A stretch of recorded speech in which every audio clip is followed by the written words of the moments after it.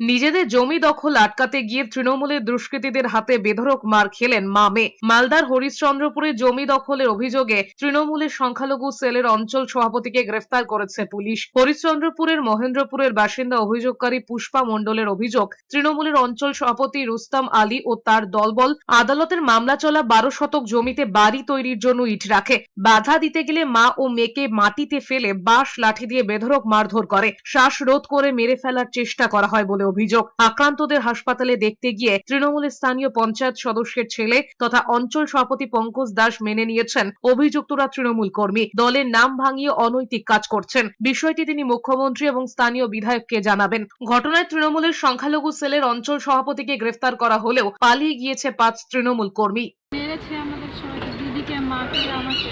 জমি দখল করতে এসছে, ইট ফেলছে, ইট ফেলে ঘর দেওয়ার চেষ্টা করছে। জমিটা মহেন্দ্রপুর তিলডাঙ্গি হাই স্কুলের কাছে।